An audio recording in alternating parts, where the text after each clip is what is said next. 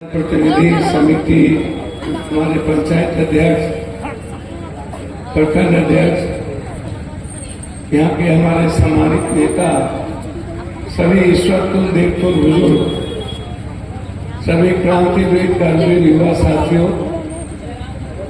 पर्दे के बाहर हमारी माँ, बेटियां और बहनें, मैं हमेशा जब जाता हूँ किसी भी जलसे में, सत्संग में, तो मैं एक बात कहता हूँ, एक अच्छा इंसान इस मुल्क को जरूरत है। एक अच्छा इंसान इस दुनिया को जरूरत है। और वो अच्छा इंसान कहाँ से आए? कोई मुसलमान है, हिंदू है, कोई सिख है, ईसाई है, कोई ब्राह्मण है, राजपूत है, तेली है, सौ है, कोई सुरजापुरी है, शेषावादी है, बिहारी है, कुलिया है, कोई आसमान है, नाम है, कोई मराठी है, गुजराती है, बंगाली है। एक आदमी क्यों नहीं? कोई तो इंसान हो जिसके पीछे कुछ न लगे। अबू बकर साहब हो या हजरत हुसैन साहब हो, वो जात, कौम, धर्म तो नहीं थे ना। मोहम्मद साहब जब सामाजिक सरोकार पर, मानवीय मूल्यों पर संकट था, जीवन जीने की खुशियां छीनी जा रही थी, मुस्कुराने का अवसर खत्म हो रहा था, हमारे अधिकार को खत्म करने की तैयारी हो गई, तो फिर एक ऐसा मनीषी, ऐसा व्यक्तित्व हम सब के बीच आए।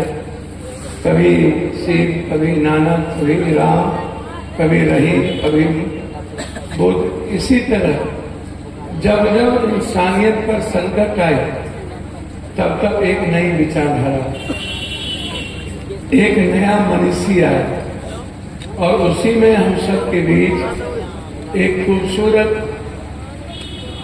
जीवन की खूबसूरती को महसूस करने वाला और मोक्ष को दुनिया में सब कुछ देने वाला, सारी यातनाओं के बावजूद प्रेम के अनंत को ले जाने वाला मोहम्मद साहब एक खूबसूरत दुनिया को बनाने का उन्होंने प्रयास किया। एक दस्तरखान दी, ज़कात दिया, नमाज दी, हज दिया, कई सारी चीजें उन्होंने खुद से ज्यादा दूसरों की इज्जत, खुद के विचारों से ज्यादा दूसरे धर्म, वर्ग, दूसरी जाति, दूसरे समूह, दूसरा समाज, दूसरा रंग, भेद, भाषा का उन्होंने सम्मान दिया। जब इंसान दूसरों से ज्यादा, अपने से ज्यादा दूसरों की इज्जत करता है, तो उसका मान सम्मान दुनिया में सर्वश्रेष्ठ होता है। उसी में मोहम्मद साहब थे जो सर्वोत्तम, जो सर्वश्रेष्ठ थे, जिन्होंने एक लकीर ही चीज दुनिया में, सारे पत्थरों के बावजूद जब उनसे इंसान किसी ने पूछा कि आप इतने कम हो रहे हो, इतनी यातनाओं के बाद आप बद्दुआ नहीं दोगे? उन्होंने कहा वो नासमझ है, उस पर गुस्से नहीं किया जा सकता, उस पर दया किया जा सकता। आप तो 2 मिनट में गुस्से कर लेते हो।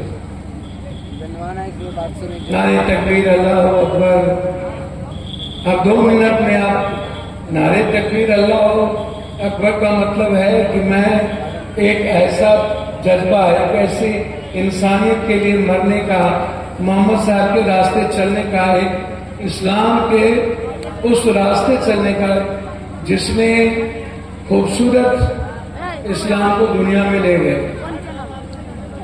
मरने का जज्बा, लड़ने का जज्बा, मूल्यों के लिए, मानवता के लिए, इंसानियत के लिए, कल्याण के लिए। तब तो कहा गया आत्मोत्थान जगत संपूर्ण मानव के कल्याण के बगैर मोक्ष की कल्पना कभी नहीं हो सकती। मस्जिद की नमाज तब बहुत खूबसूरत हो जाएगी जब हम पड़ोसियों के दुखों में, संकटों में, उसकी परेशानियों में नमाज के पहले हम उसके आंसू पोंछना है। यतीम क्या होता है? कोई भी वर्ग, दस्तरखान का मतलब नहीं होता है कि हम मुसलमान बैठ के साथ, दस्तरखान का मतलब होता है मिल्लत, सबको एक साथ। जो यतीम है, हम सब मिलकर दुनिया में बिना किसी जाति धर्म भर के एक दस्तरखान में अल्लाह ने हमें एक खूबसूरत चीज दी। वहां कोई भेद नहीं। जब हम दुनिया को देते हैं, देने की ताकत अल्लाह ने हम सबको दी, तो जब हम देते हैं तो कोई यतीम होता है, गरीब होता है, वो कोई मुसलमान या कोई हिंदू नहीं होता, वो इंसान होता है। यही तो इस्लाम ने हमें दिया।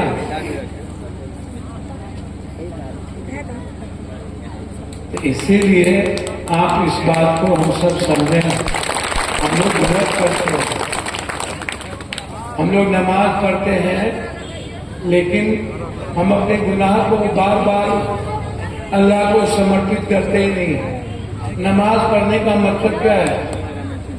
कि अल्लाह और मेरे बीच के रिश्ते को नजदीक करना, अल्लाह को मैं महसूस करना।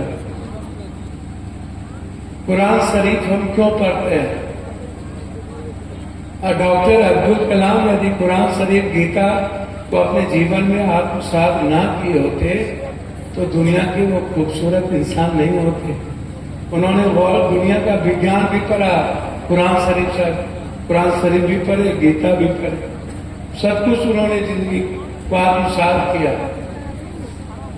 कुरान शरीफ यदि यूसुफ जही मलाला को ने जिंदगी में अपने आत्मसात ना किया होता, वो इंसानियत के बचाने के लिए वो 40 गोली ना खाए होते।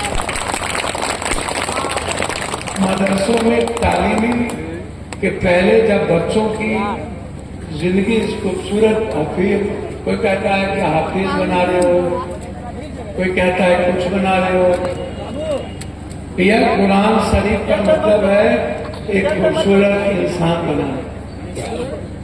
अबू बकर साहब के राह पे चलना, नमाज के वक्त इंसानियत के लिए हजरत की तरह कुर्बानी देना, ऐसी ताकत, ऐसी जज्बा हमारे भीतर हो। हमको कोई किसी ने अल्लाह को गाली दी, हम तलवार उठा के, किसी ने भगवान को कुछ कहा, हम चल दिए, नफरत पैदा करते।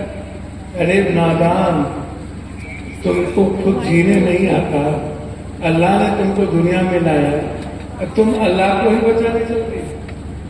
और अल्लाह ने जिस खूबसूरत रचना को बनाया, इस्लाम ने कभी कहा है कि मेरे लिए तो मेरे बनाए हुए चीजों को काटो, उसे नफरत करो? इस्लाम इसकी इजाजत देता है? इस्लाम तो कहता है बदला मत लो, बदलने की तारीफ लो। बदलिए ना अपने को, बनिए ना दुनिया के सबसे खूबसूरत। इसीलिए अहंकार को निकाल दीजिए। जहां अहंकार है वहां अल्लाह नहीं आ सकता, वहां अल्लाह का वास नहीं होगा। आप जलसे से उसका विसर्जन करके जाइए। आपके भीतर जो यजीद है ना, उसका नाश करिए। अल्लाह आपके भीतर है, कहीं मत ढूंढिए। बस अल्लाह के बनाए हुए इस खूबसूरत रचनाओं को बचाइए और हम सब मिलकर ये काम करें।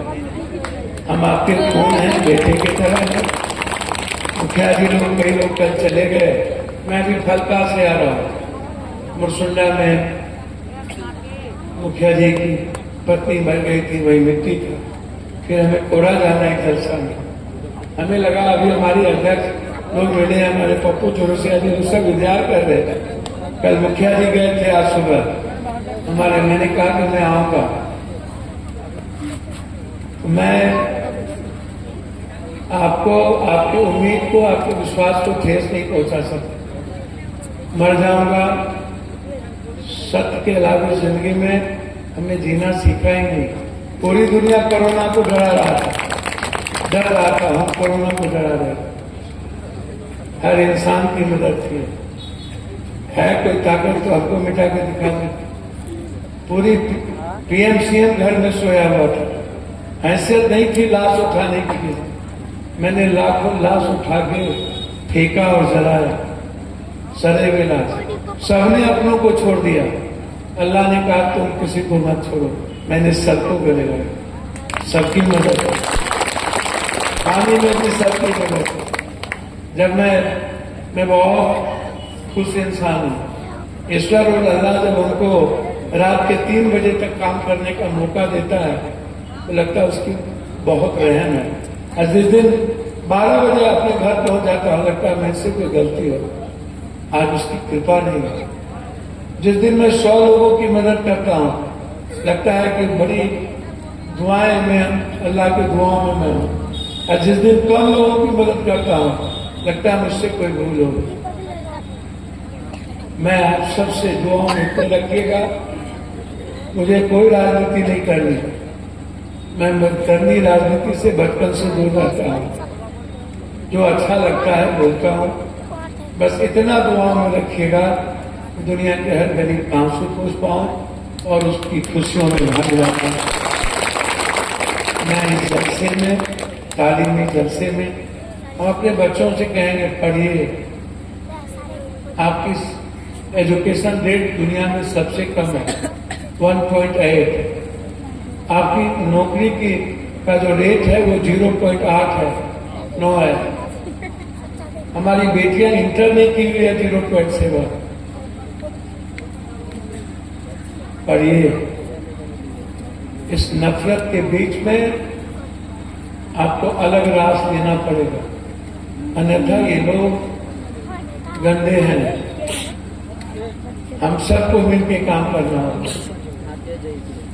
इस जलसे के तालीमी में हमारी जो भी भागीदारी साझेदारी है, मैं अपने अध्यक्ष की मदद और जो भी हमारे जिम्मे आगे आएगा मैं उसके साथ रहूंगा।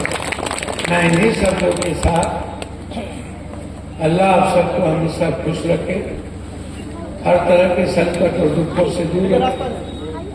मेरी जिंदगी आपकी अमानत है।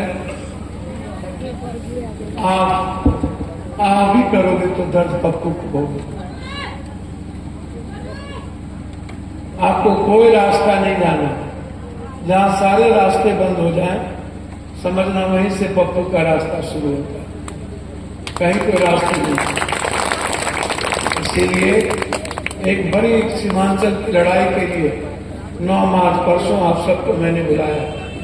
आप सब लोग, सारे नौजवान एक दिन छोड़ दीजिए सारे काम और सीमांचल की बाढ़ और सीमांचल के बच्चों और गरीबों के भविष्य के लिए कैसे हमें विशेष पैकेज मिले, कैसे हम मक्का को फैक्ट्री ला पाए, कैसे हम इस रोड को एनएच बना पाए, कैसे हम जोड़ पाए।